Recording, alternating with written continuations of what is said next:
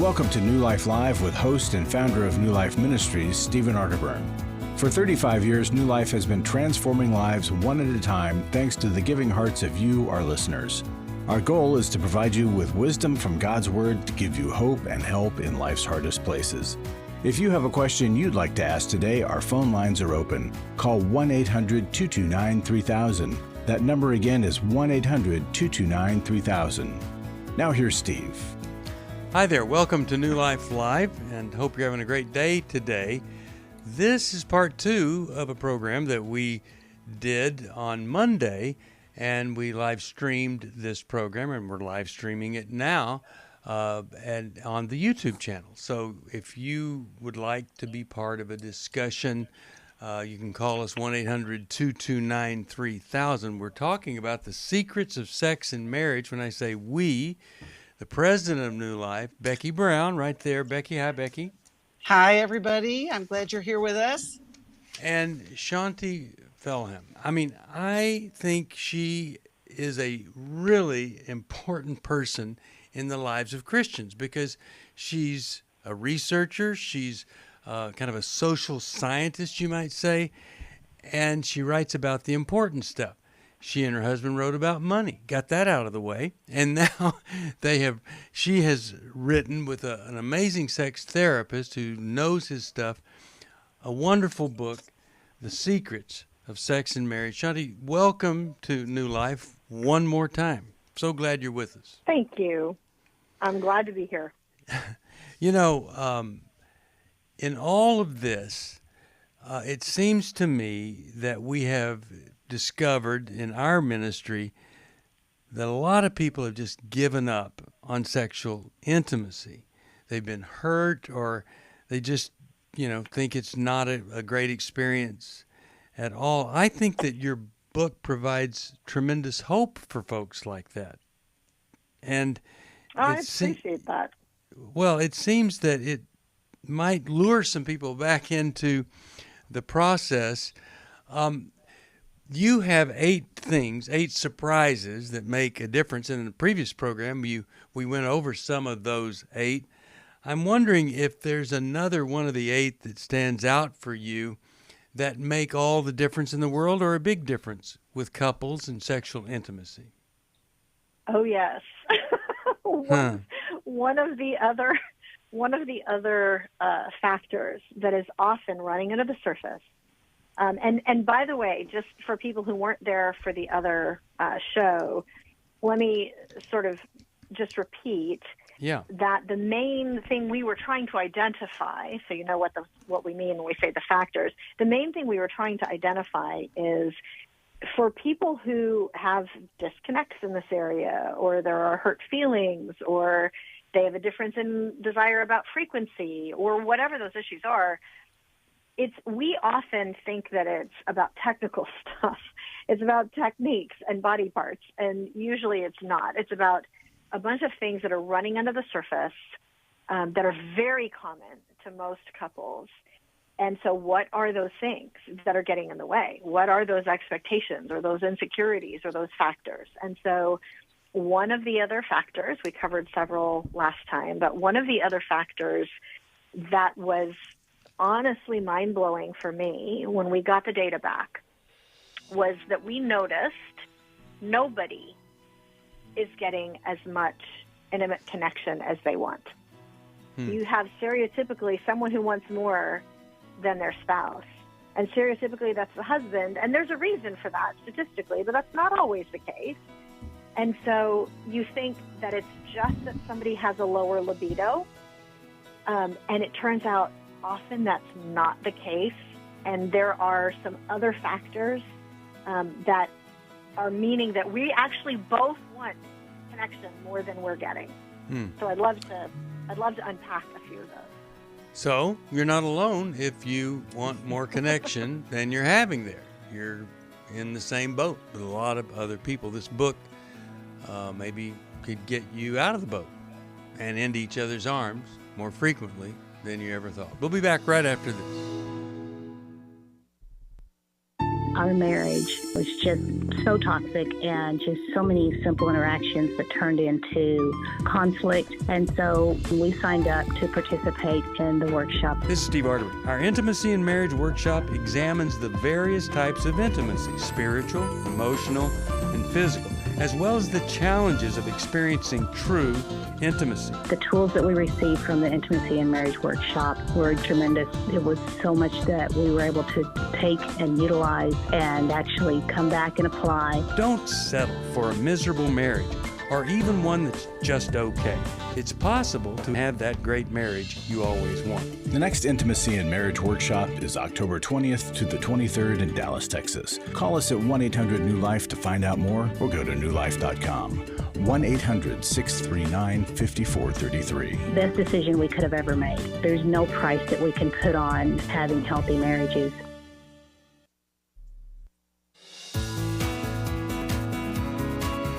To find out more information about New Life or to order any of the resources mentioned on today's program, call 1-800-NEW-LIFE. Now back to New Life Live. We're back.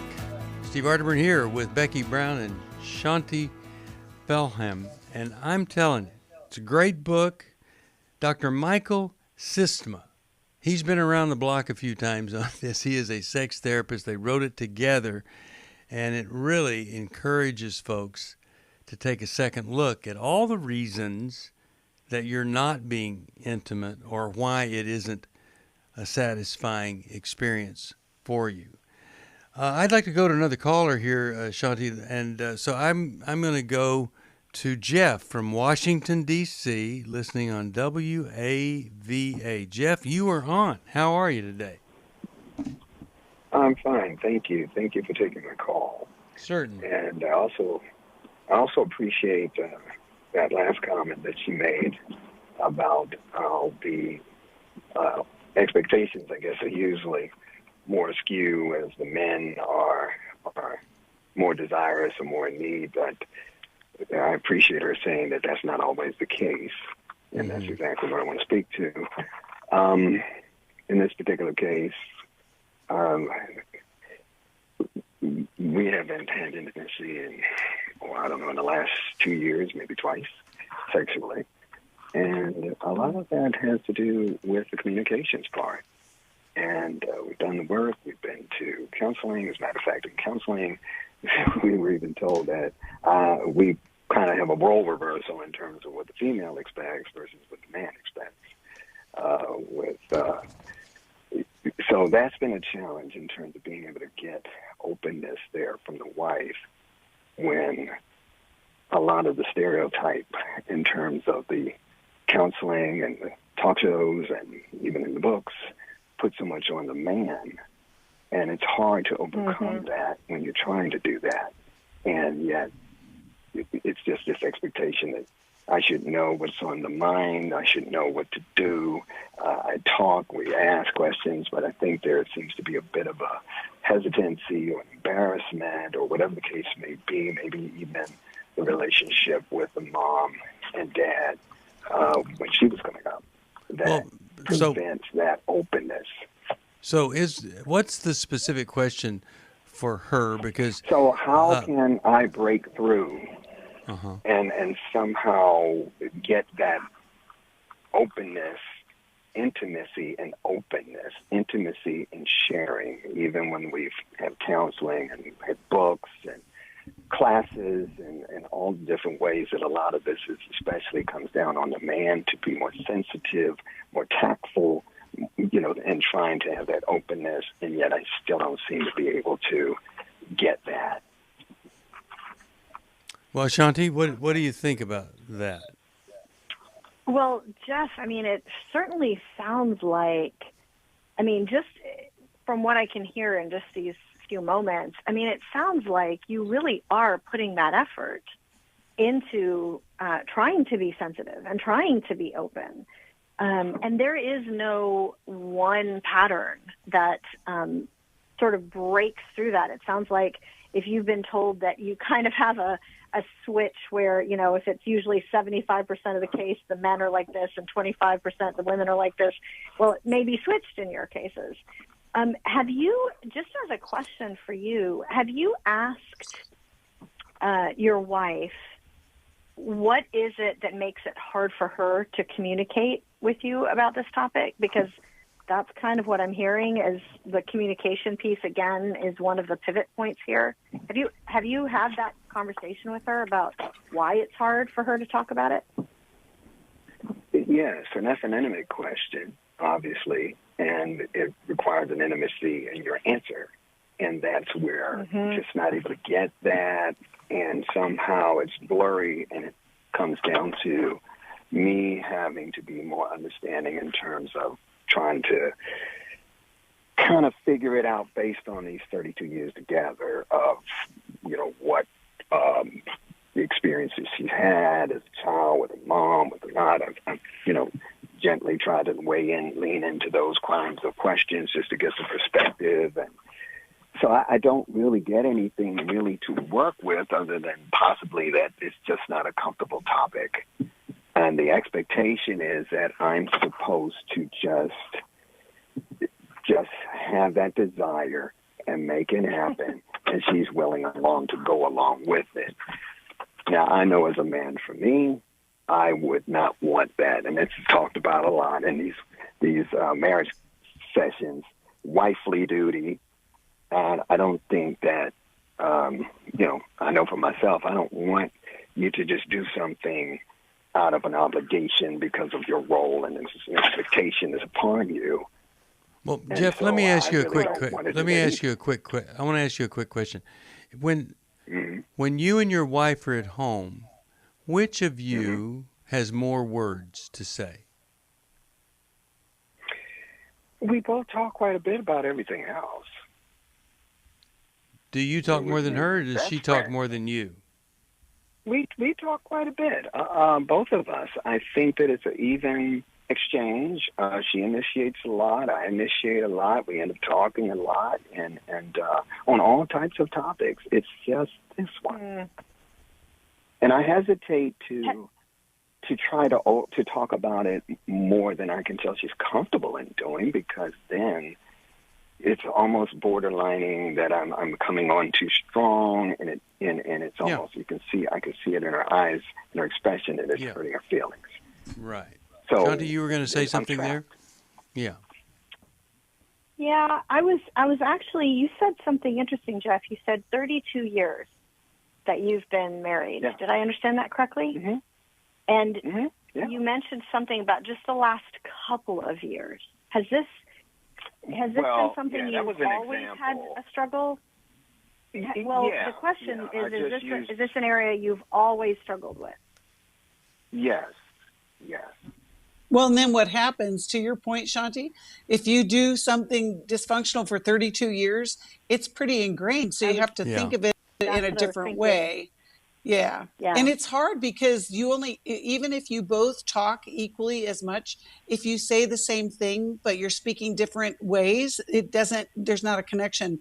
And, we talk about this at Intimacy and Marriage because we understand there's got to be some sort of structure in understanding what the other person is experiencing. And Jeff, you've referred to her past multiple times as being one of those areas where she's had a lot of trauma, a lot of pain, and not a lot of healing. And it has impacted your present and, obviously these 32 years. But I think there is hope in the fact that you both want to talk about it. You just need to have a different way to go forward.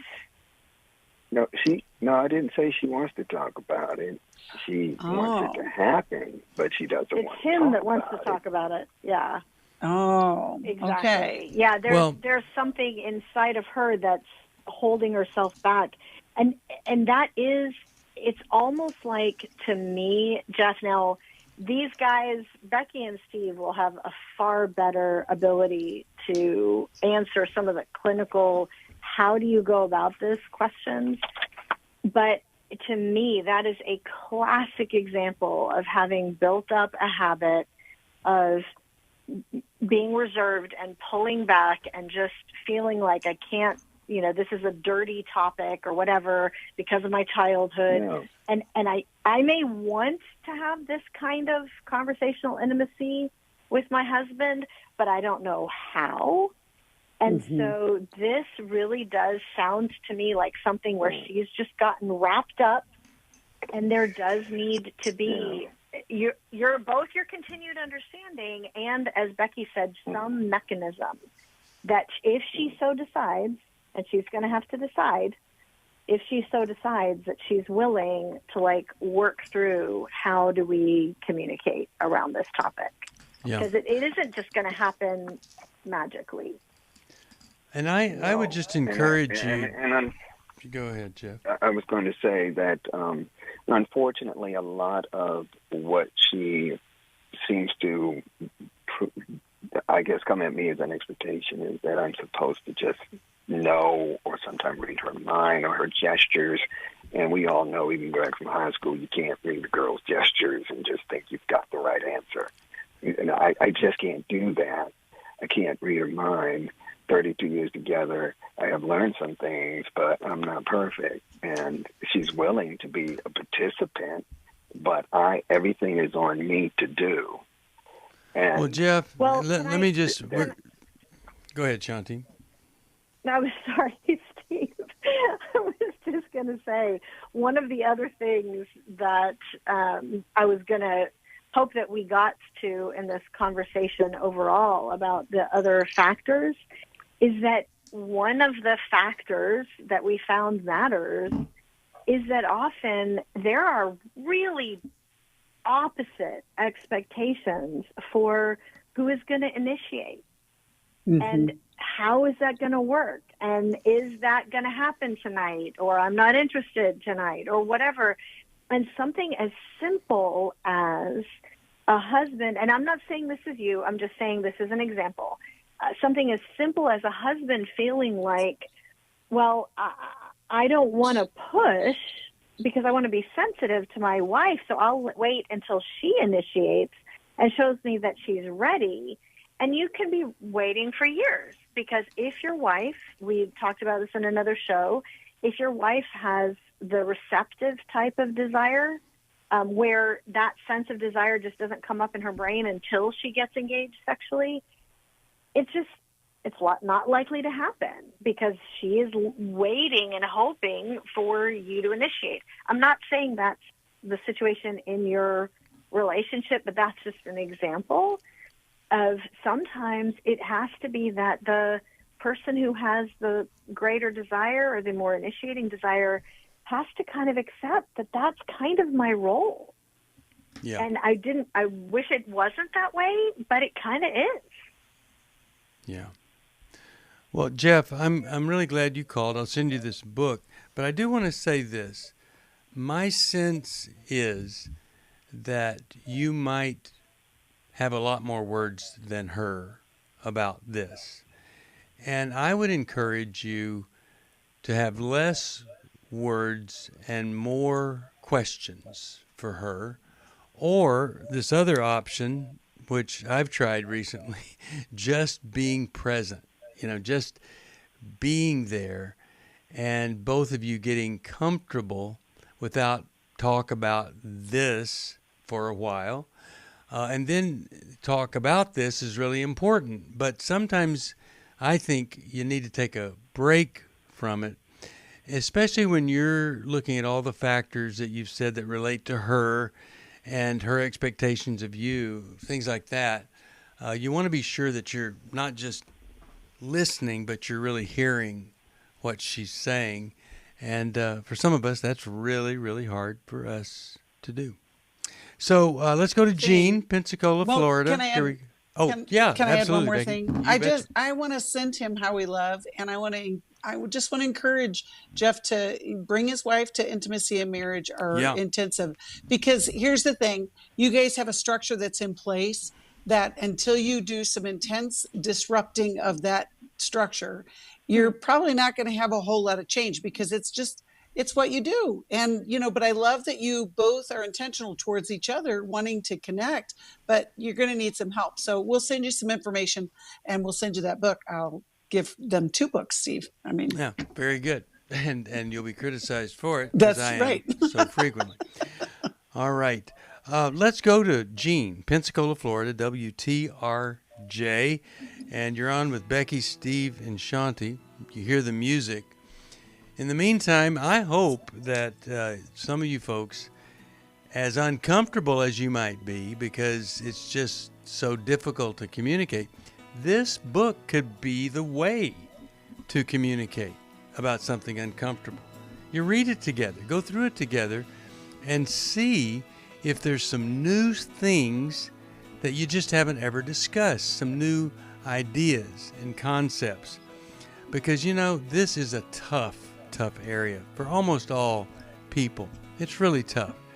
And Shaunti has provided us with some answers, some studied research that gives us answers on how to have a more mutually satisfying intimacy as couples. And you can get the book by calling 1-800-NEW-LIFE. For most of my life, I've been dealing with an opiate addiction. Why is opioid addiction quickly becoming one of our nation's biggest killers? Maybe it's because it isn't only those who are addicted who are in denial. We did what I see so many parents do, is it can't be an addiction. There's something medically wrong. It's impossible to solve a problem when you don't know what you're up against, and families will try to find any explanation except the one that will put them on the right path. Alcoholism and drug addiction is a family disease. It doesn't affect just the individual. If someone you love is abusing painkillers, know what you're up against. It's time to admit it's addiction and seek treatment. Call us today at 1-800-NEW-LIFE. We have Christ-centered partner treatment centers around the country. Call 1-800-639-5433 or visit us online at newlife.com. We just made a decision. We will do whatever it takes. 1-800-NEW-LIFE. I was sort of vaguely familiar that the 12 steps had some origination in the Bible. I found Life Recovery, and one of the things I liked so much was that it had such a broad appeal. It wasn't limited to just alcohol or drugs, that it was addressing a wide range of problems. At New Life, we believe everyone can benefit from a life recovery experience. There are life recovery groups all over the country. They take place online, in conference calls, and in person. And if there isn't one in your area, we can help you start one. We have startup materials, leaders' guides, CDs, Bibles, and more, all with discounts available for groups. Call us at 1-800-NEW-LIFE and ask for Terry Ward. The 12 Steps have long been a great help to people in recovery because much of the 12 Steps' power comes from the fact that they capture principles clearly revealed in the Bible. The 12 steps is really a pattern for all of us as Christians. Call 1-800-NEW-LIFE. That's 1-800-639-5433. We'd love to hear from you. If you have a question or a comment, call toll-free 1-800-229-3000. Now back to New Life Live. We're back. Steve Arterburn here. The name of the book, Secrets of Sex and Marriage. Dr. Michael Sistma, Shaunti Feldhahn. I don't do that name very well, Shaunti. I apologize. But, people call me Stephen Afterburn, all sorts of things. So I know the pain of not hearing it pronounced properly. But anyway, I'm going to do the best I can. The main thing is just get this book, folks. I think it could open some doors and windows that you really do need opened. And before the break, I said we'd go to Jean. And so, Jean, you're on. How are you today? Oh, hello. Hi. I've been waiting. And the question I had is, it seems like this receptive type of reaction is a very passive one. Is that true? It's not so much that it's passive, it's that the physiology works in the reverse order. And so if you think about what we said in an earlier show, let me just explain it a little more here. If you think about what we see in Hollywood and you think about what we see in the movies, you see one pattern of desire, which is that the couple looks at each other and they both have that sexual desire and they start kissing and move towards sex. And you could call that an initiating type of desire. You feel desire and you do something about it. Receptive desire actually works in the reverse order physiologically, where the person with receptive desire actually doesn't feel desire. They decide, they make a decision to get engaged with their spouse. And then as their body starts to get stimulated, as they start to get aroused, assuming that they see that as positive, assuming that it's a safe relationship, then that sense of desire, and they start feeling that desire that their spouse might have felt, and this is, not always the case, but commonly, that their spouse might have felt 5 to 10 minutes before. And so it's not a passive type of desire. It's literally just a different physiology. And that is really important for people to know, because it can look to the initiating desire spouse, I'm just not desirable. Right? Like if I was desirable, she would feel this for me. Or if it's the wife who has the initiating desire, if I'm supposed to be the one he's chasing, why isn't he chasing? I must not be beautiful to him. And neither of those things is usually true. Usually it's not passivity. It's just a different physiology. Very interesting. Is that helpful to you? Yes, it is. Yeah. Because I thought... In other words, not something you can, quote, cure. You just have to understand.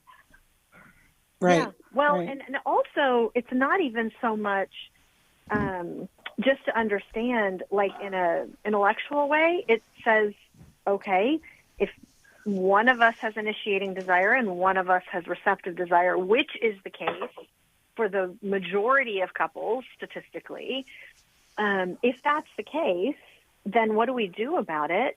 And one of the things that is sort of a what do you do is the person with initiating desire has to recognize that the person with receptive desire needs to be approached differently.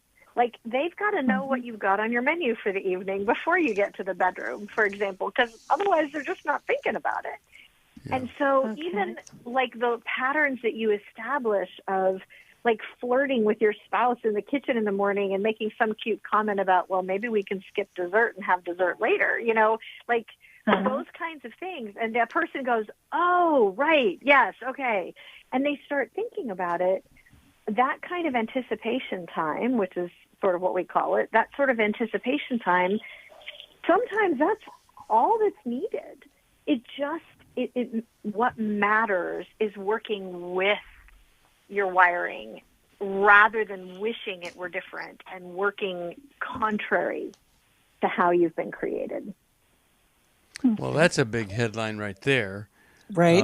People working contrary to how they're created. I have to believe, and by the way, Jean, we'll send you this wonderful book, and I hope that you'll find other things clarified there, because really the way you explain it, Shaunti, it's not a passive thing to have this receptive desire. But I think there are some things that destroy intimacy, and one, of course, is anger at each other. It's very difficult for the more sensitive spouse to hear the anger, bitterness, complaining, things like that, and then have a healthy sexual experience with the person that has put them down, shamed them, whatever. And it's not just men that do that. I think a propensity of men might be in that role, but it can happen either way. And so I would just say, if you can't read the book because you're so angry at the noise the kids are making outside, that anger thing might be something you'd want to look into, because what a great relief when you're not angry all the time, intense. All right, hear the music. We'll come back more about the secrets of sex and marriage. And they really have proved that there are some secrets that a lot of people don't know. And you can find some great, great answers right here. 1-800-229-3000. Come join us. My girlfriends and I have been searching for so long to try to find an event to attend. Lumina is a new women's conference designed to inspire your faith so you can lead and live confidently from God's Word. It was nice to come here and just realign myself with who God says He is in my life. The Lumina Conference is a 2-day experience. 1 full day of worship and teaching in Museum of the Bible's World Stage Theater, and a half-day guided tour through Museum of the Bible. You are literally immersed in the Word of God. You can walk through the Old Testament. You can walk through the New Testament. Lumina is for women of all generations, cultures, and denominations. It's a great place to gather with women from your church and community. If you want some fellowship and you want to be strengthened, this is the place you want to be. This year's Lumina Conference is October 27th and 28th in Washington, D.C. It was absolutely life-changing. For more information, go to luminawomen.org. I have given to New Life regularly because I have so many people that I am referring to New Life who so benefit from the ministry. I just can't imagine what would happen in my area if New Life wasn't available to us. You can help New Life Live stay on the air by joining Club New Life today. When you sign up to support us monthly through Club New Life, we'll send you the new member thank you gift of all 8 100-day devotionals, including 100 Days of Prayer, 100 Days of Freedom from Depression, and 100 Days of Peace. There are also ongoing benefits like the monthly Club New Life CD or download, access to the Club New Life video library, quarterly resources, free shipping on purchased resources, discounts on workshops, and quarterly online meetings with Steve. Call 1-800-NEW-LIFE. Support Club New Life, and together we can help hurting people find help and hope in life's hardest places. Call 1-800-639-5433 to join Club New Life today.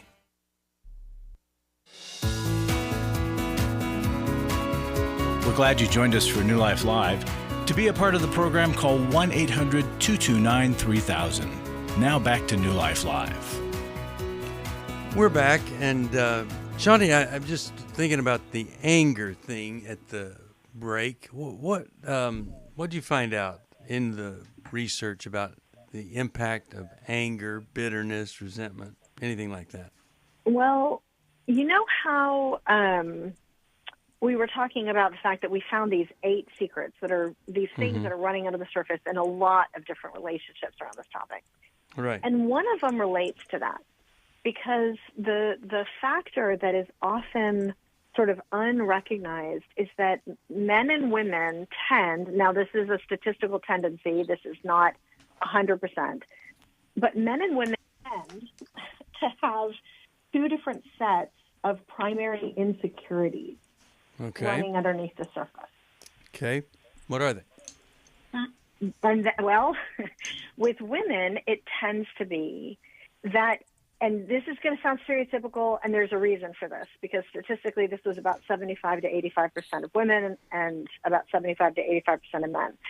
It tends to be that for women, the question that's running under everything is, am I lovable? Right? Like, am I special? Am I worthy of being loved for who I am on the inside? Whereas for men, the question, the self-doubt, the insecurity tends to be, am I able? Am I adequate? Am I any good at what I do on the outside? And those factors are often running under the surface of our conflict in our intimate relationship, and they lead often to anger. They lead to, a husband getting, for example, just really upset and not being able to articulate why, and sometimes withdrawing or sometimes verbally getting angry. And one of the things that we found statistically, now this is not just this study, this is many of the other studies we've done over the years, is that their anger itself is not a sin, right? The Bible talks about, in your anger, do not sin. And instead, for a wife, for example, to be willing to look at that anger, now it has to be handled well, so it's not sinful, but to be able to look at that anger and go, you know what? That is a sign of pain. Yeah. That is a sign of some insecurity and worry has been triggered. There's a raw nerve under the surface that I am hitting that I didn't realize. So you were talking, Steve, about like, what happens if somebody is critical a lot.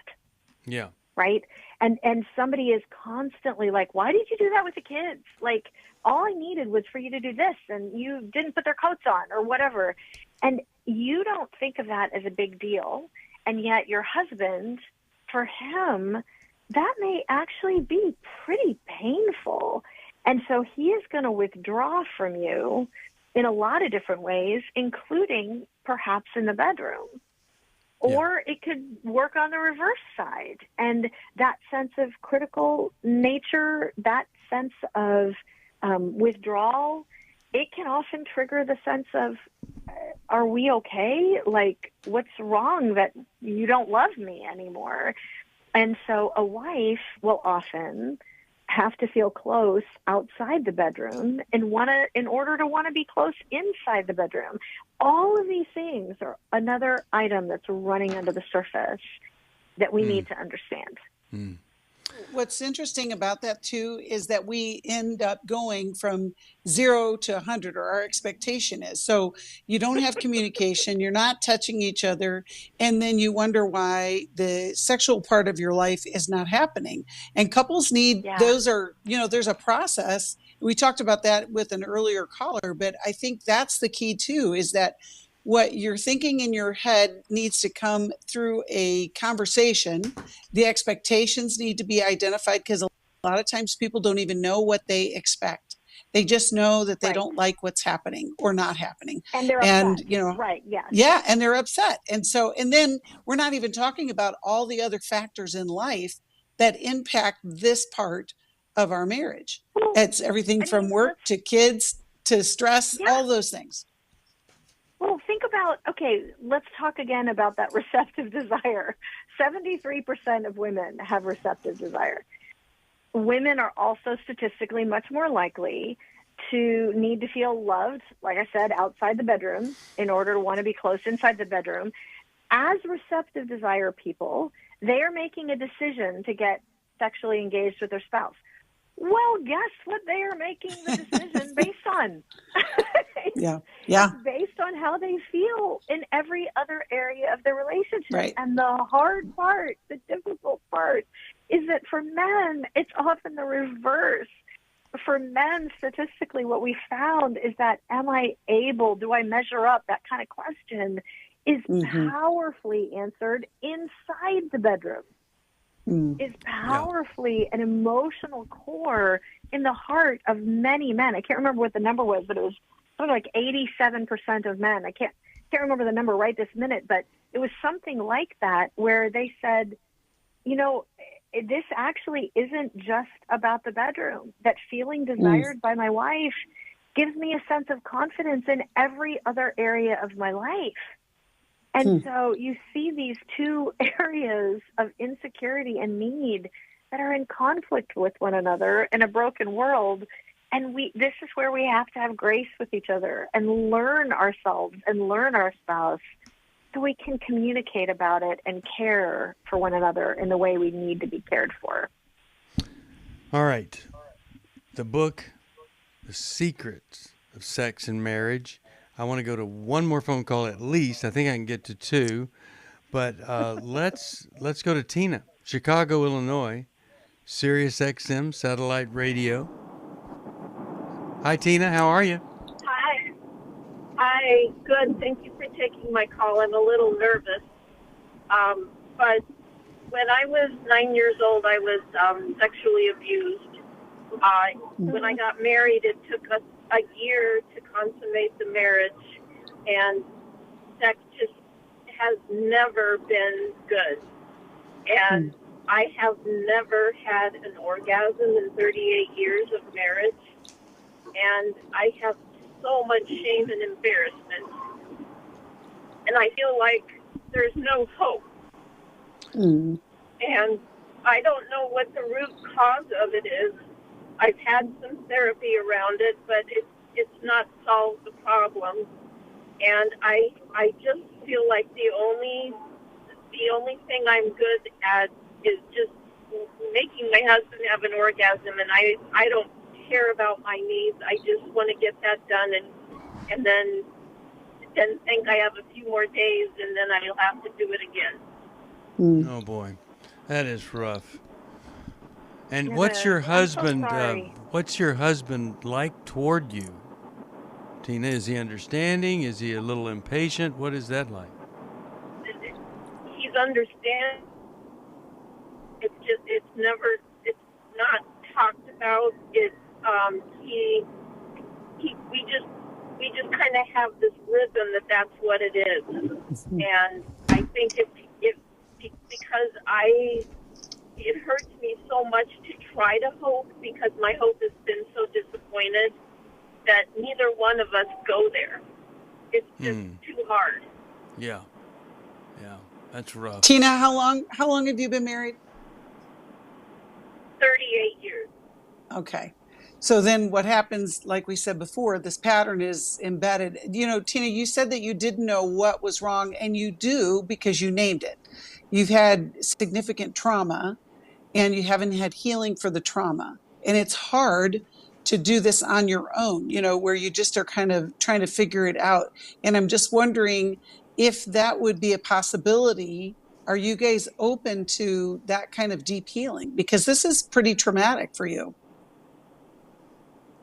It is. I am willing. He is not. Okay. He is not willing.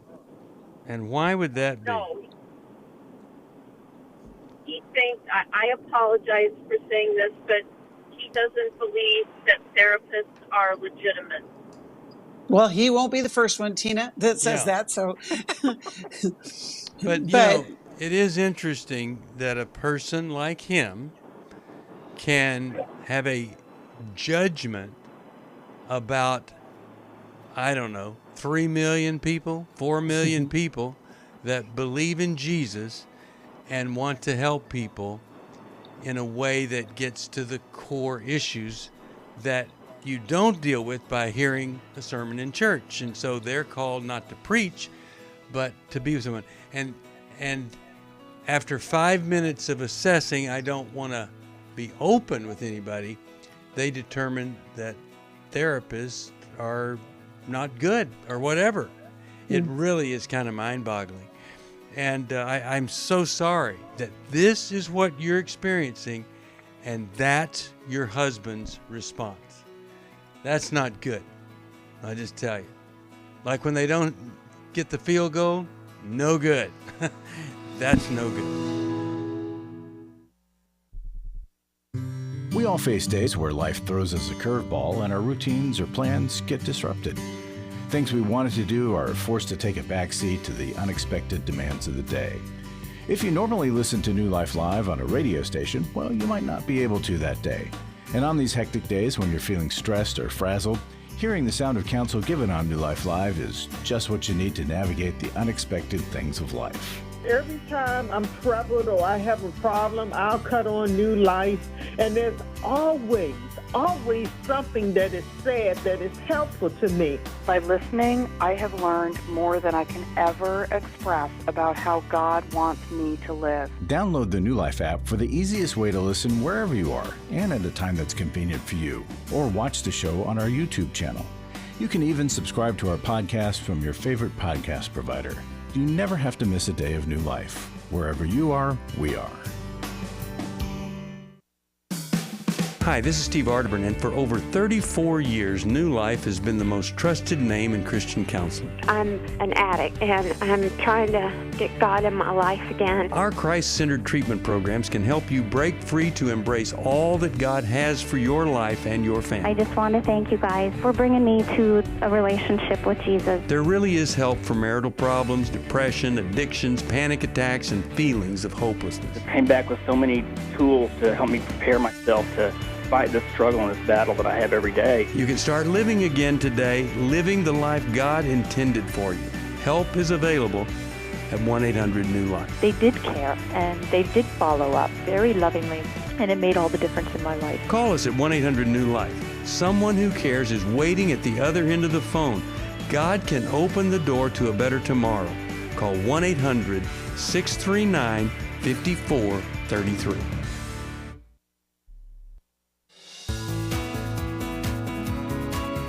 To find out more information about New Life or to order any of the resources mentioned on today's program, call 1-800-NEW-LIFE.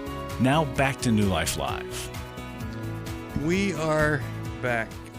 Shaunti Feldhahn. I'm telling you, it's a great book. We've heard some heartbreaking things here, and I just hope and pray that somebody might hear of someone else's stubborn resistance or arrogant entitlement and might say, you know what, I need to work on that myself. And if that's the case, we would love to help you with that. Becky at the break said to me, we need to, Fred Stoker and I wrote a marriage book on mutual submission, which we're called to do in Ephesians, submit yourselves one to another. When you're submitted to one to another, you don't say things like, well, I'm not going to go. You want to go? I'm not going to go. That's not mutual submission. That's you get your way and the other person doesn't get their way. And I just hate that because Tina has been hurt, and it's really sad that she has. Can I address something for Sure. Tina? Yeah. She's probably not still on the line, but hopefully She she's is. still Actually, listening. they're right there. There she is. Okay, good. Yeah, Tina, here's the thing. I can hear in your voice that what you most need is hope, right?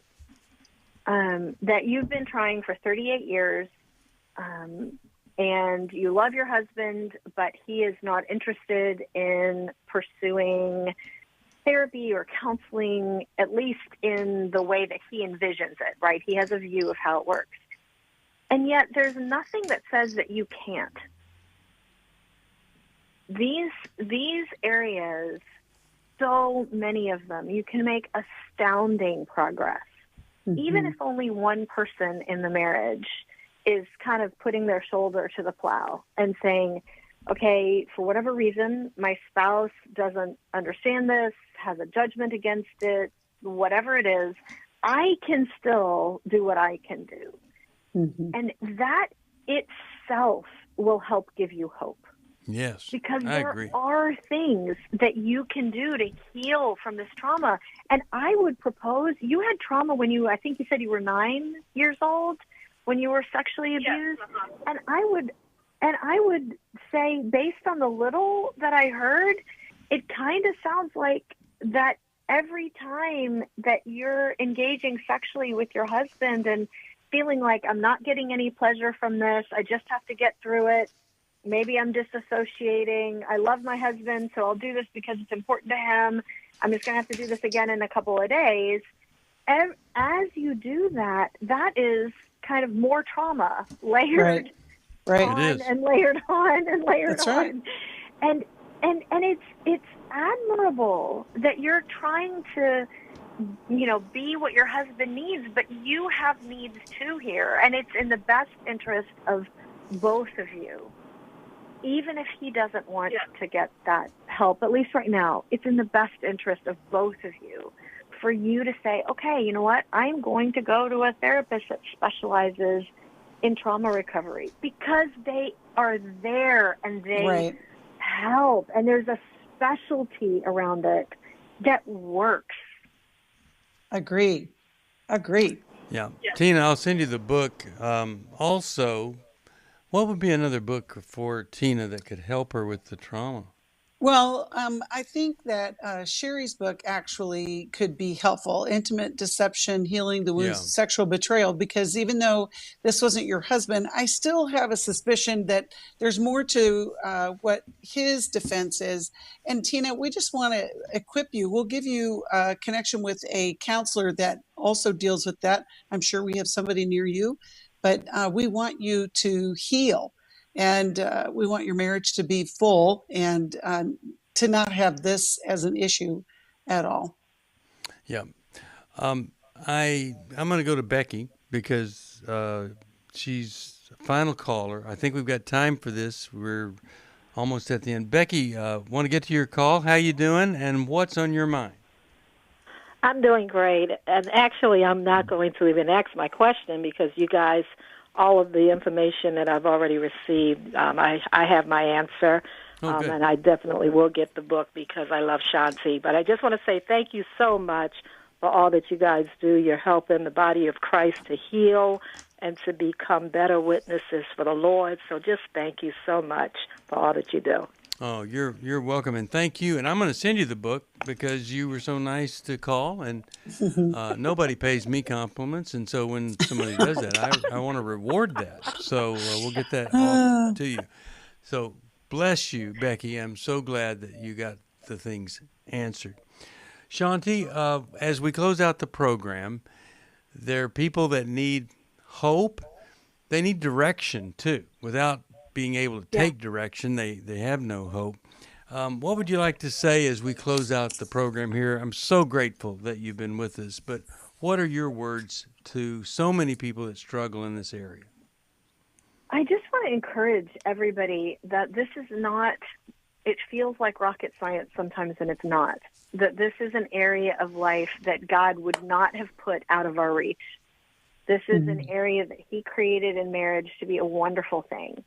And we can get so tied up in our own minds and so worried about, I'm not meeting my spouse's expectations, or why doesn't my spouse desire me? Or we believe all of these things that are just really untrue.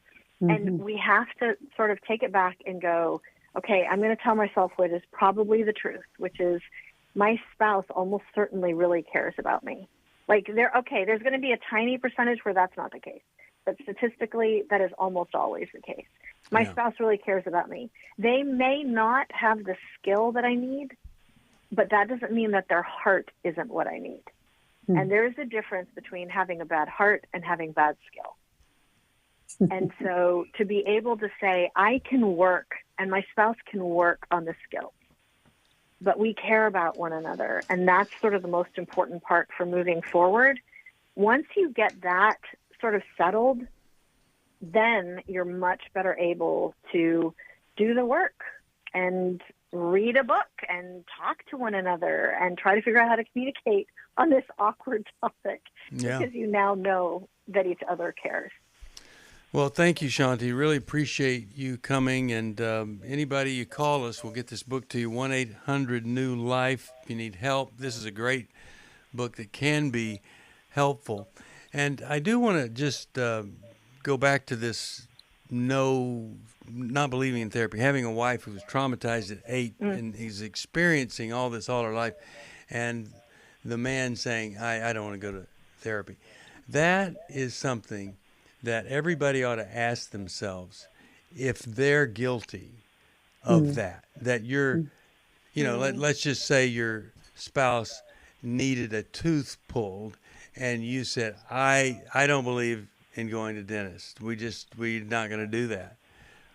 That's so uncaring, so unkind, and putting down an entire profession of dentists who really felt like God was going to use them. And so I want to confront that kind of arrogance and that kind of resistance, because I'll tell you, at the heart of it is absolute fear. That's the only reason that and maybe it's the fear of being found out or the fear of having to look at something, but please identify that in yourself and try to overcome it. Shaunti, great book. You're wonderful to be with. I so respect you. I said that at the beginning. I still respect you, Becky. And all of you, thank you for supporting us. We have a matching gift. Any amount that you contribute, it'll be doubled. God bless you. See you tomorrow. Take care. We love you. Bye-bye. Thanks for listening. We hope this program has helped you by giving you insights for handling the challenges you face in your life. We want you to know that we're here for you, but you also need to know that New Life Live is a listener-supported ministry.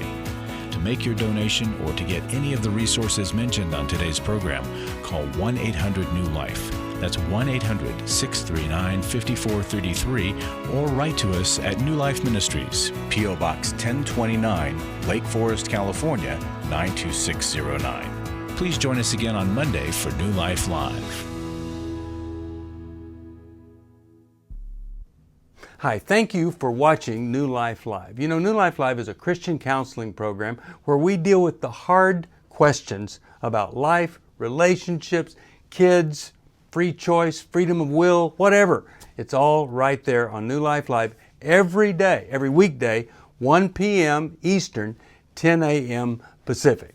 If you want to call into the live broadcast, you can find the schedule on newlife.com or click the social media link right below. You can see every episode of New Life Live on the New Life YouTube channel. Watch it with a friend, watch it later. Be sure to subscribe and hit that bell so you'll never miss another episode. So if you want to listen on the go, download the app. The link is right below. And I hope if you need some information, if you want to get some help, you'll call us at 1-800-NEW-LIFE. And I'll see you next time.